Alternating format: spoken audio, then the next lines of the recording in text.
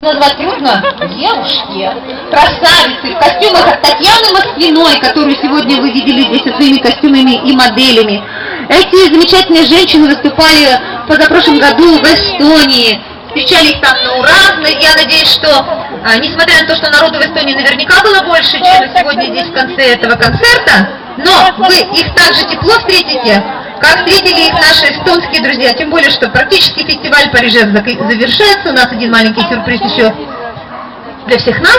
Так, встречайте, ансамбль Джардон!